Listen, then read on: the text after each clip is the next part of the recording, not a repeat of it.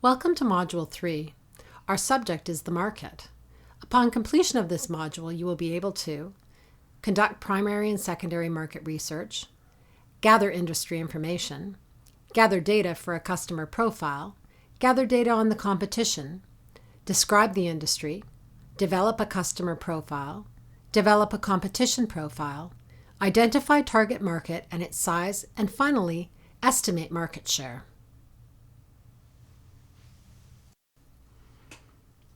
In the marketing section of your business plan, you will describe the industry in which you plan to operate. You will also address the 4 P's of marketing: product, price, place, and promotion. In the first module, you are asked to describe your product, one of the 4 P's, promotion, and place will be addressed in Module 6, titled Distribution and Promotion, and pricing will be in the final module, number 7. Place will also be addressed in this module because it's necessary to determine your market after researching, preparing, and analyzing the industry, customers, and competition. We will begin by talking about the importance of market research and some key questions for your business plan. Market research needs to supply answers to questions like the following: who will buy my product? What are the requirements of my customers? Are they looking for good quality, convenience, or a competitive price? What are the characteristics of my customers? What age group are they? Is my target market customer female, male, or is it evenly split? What kind of income does my customer make, and where do they live? Are they moderately or highly educated? What are the attitudes and perceptions of my customers? For example, are they an environmental customer who hates overpackaged products, or are they customers who love decadent products and expensive-looking packaging? Is there anyone else producing a similar product? Would your product be considered a Me Too product, or do you have a point of difference from your competition that sets you apart from them?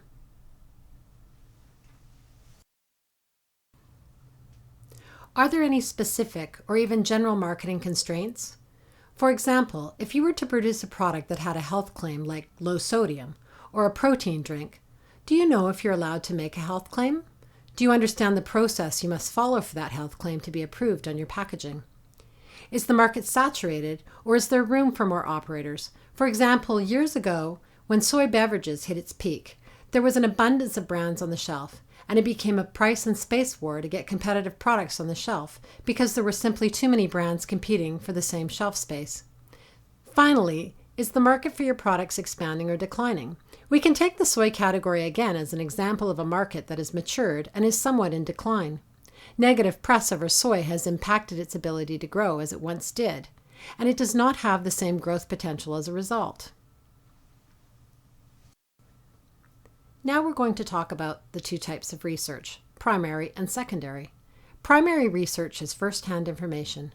This is information you gain from your own research and can include things like focus groups, where you have a panel of people test and grade your product. You can have a blind taste test experiment so that you gain unbiased knowledge about your product.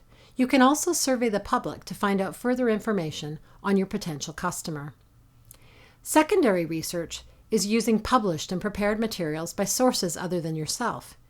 It is very useful in finding consumer trends, product guidelines, or requirements, as well as competitive information. Both types of research give you valuable information. However, it is important for you to follow some basic guidelines. Use standard and reliable sources.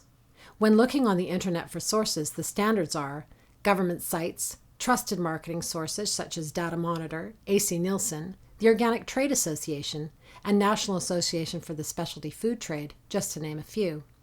Trust your instincts. If it feels the source is not reputable, it may not be. So trust how you feel about the information you are reading.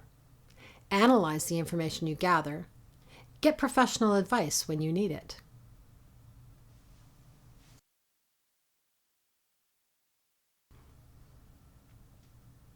It's probably easiest to begin by looking at secondary information to have a good working knowledge of the subject.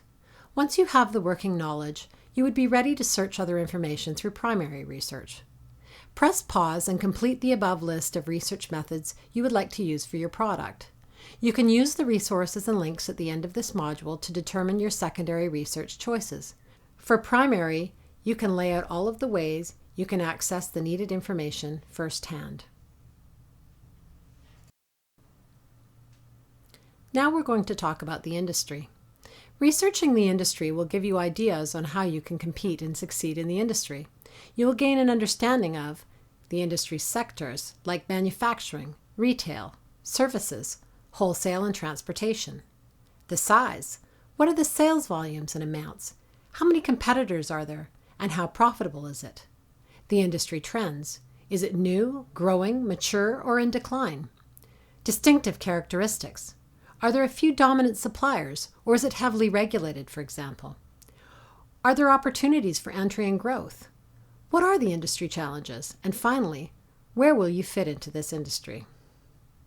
Download and print out worksheet number 5 titled Industry Description and use the secondary sources you listed on the primary and secondary research page and others from the resource links at the end of this module.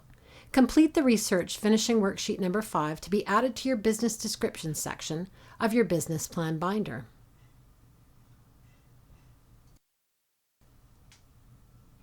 Now we're going to talk about customer profile and begin with, who is my customer? It's a hard question to answer and needs a lot of research to determine your true target market. To sell to your customers, you need to know what they look like, where to find them, and what they want or need. In marketing, they say, it's not who you know, it's what you know about them. That is what the customer profile needs to tell us. It includes a demographic profile, or rather who they are, and a psychographic profile, or how they think and what they like.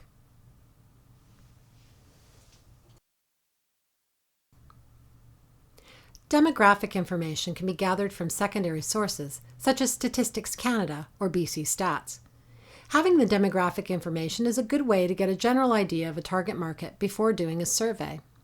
The demographic information you need to collect includes gender, age, income, marriage or partner status, family size and description, education level, occupation, cultural and ethnic background, and finally, geographic location.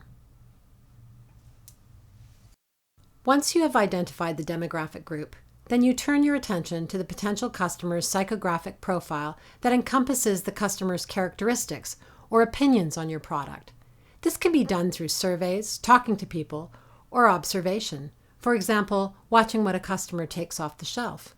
Surveys are primary research because it is first-hand information. Through a survey, you can learn more about your customer's likes, values, and other characteristics. The psychographic information you would collect needs to be done by looking at two separate groups: the customer or consumer as the end user, and the customer or retailer who buys products to sell to others.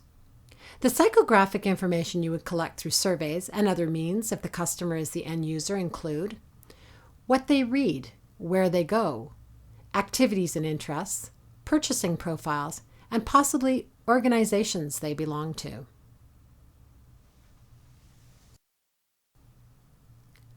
The psychographic information you would collect for customers buying product to sell to others or retailers is industry standards. Do your products comply with industry standards? Service expectations. What are the service expectations? For example, how often do they require delivery? Or what are the minimum orders for delivery? How do they pay? For example, what are your payment terms? Do you offer a discount to a customer if they pay within a certain period of time, 10 days, for example? Do they buy direct from manufacturers, wholesalers, or brokers? Do they require your products to be sold through a distributor, or is your volume significant enough to sell direct from you, the manufacturer?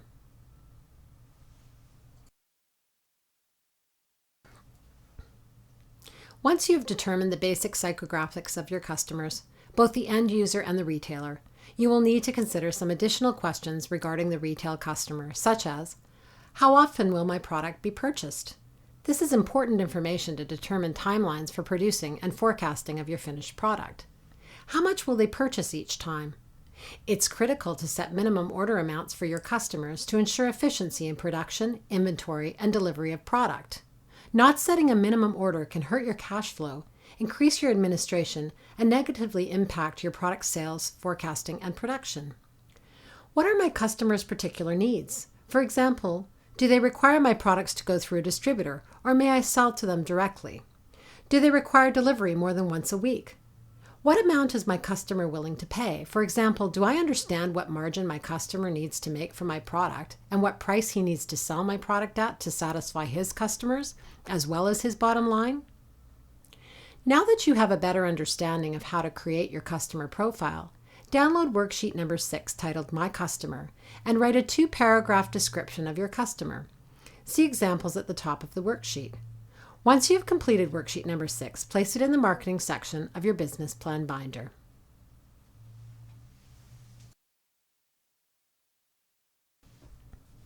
Now that you have completed the customer profile, we will move on to discussing the competition. Competition comes from many sources. Some of your competition will be direct competitors, such as other food processors selling the same product, or indirect competition selling a different food product. You must pay attention to both direct and indirect competition if you are to market effectively. In doing research on your competition, you must learn who and what you are competing against. Some of the factors you will want to look at are products. What do they sell and what is their niche? Prices. Make note of the various price points of each competitor to know the lowest price and the highest price in the category. Customers. Do you know all of the retailers your competition is selling to? Image and reputation. What image are each of your competitors portraying? Do they have a good reputation in the market? Longevity. Are any of your competitors brands that have been around for many years? Type of promotion. What sort of promotions do your competitors use to bring awareness to their products? Do they use coupons, discount their products at retail, and use demonstrations to engage customers? Strengths and weaknesses. What things are your competitors doing well, and what things can you see that they could improve upon? Once you have researched and studied your competition, you will want to think of different ways to compete. You will want to look for your competitive advantage by asking yourself, what can you do better than your competition? What can you do differently than your competition? And what will make your business stand out from your competition? Now that we have reviewed how to analyze your competition, download and print out worksheet number 7 titled My Competition and answer the questions for 2 of your potential competitors. Once you have completed the worksheet number 7, place it in the marketing section of your business plan binder. Now that you have gathered information on the industry, your customer and competition, by having completed the 3 worksheets, we will use your customer profile to quantify your target market. You have a profile of your customer on worksheet number 6. Now you need to determine how many potential customers fit into that profile with a geographic location. Let's take the customer example used in worksheet number 6. My customer is a male or female over the age of 65. He or she lives in the Comox Valley, lives alone and is tired of cooking or can't cook and has the disposable income to have prepared meals delivered to their home. Enjoys foods that taste home cooked. He or she is willing to pay $5 to $12 for an entree. After reviewing the census data, you will find that 1,975 individuals over the age of 65 live alone in the Comox Valley. The census data gives us an average household income of $24,900 for one-person household. Unfortunately, data is not given for the income for people over 65 who live alone.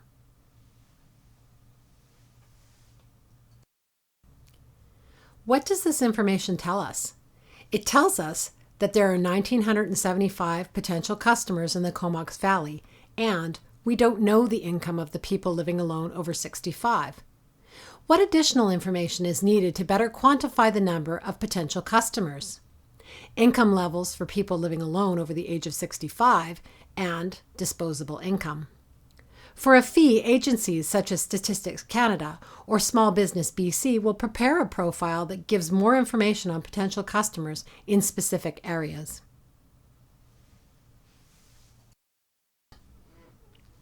Once you have quantified your target market, you need to determine your market share.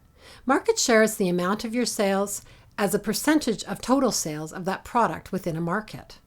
To estimate market share, you will need to estimate the total market in the area you have chosen, estimate the total market your competitors have now, determine a figure for your market share. For your market share, you need to take part of your competitor's market share or develop a niche market. Once you've determined your share, this information will assist you in determining the business size in terms of output requirements, distribution channels, pricing, and marketing strategies. The final component of market research analysis is understanding what a SWOT analysis is. It stands for strengths, weaknesses, opportunities, and threats, and it is used to analyze many areas of your business plan. You can look at the strengths, weaknesses, opportunities, and threats of the industry, customers, competition, and even your product idea. For example, you may find your market share and size is too small to achieve your business goals. By doing a SWOT analysis of your competition, you may find a competitor is late and inconsistent with supplying a retail store with product. You may look at turning this competitor's weakness into an opportunity by approaching these retail stores and guaranteeing delivery of product. Now that you have a basic understanding of how to determine your target market, download and print out worksheet number 8 to determine who your customer is, what you need to know to quantify your target market, and determine your potential market share. Once you've completed worksheet number 8, place it in the marketing section of your business plan binder.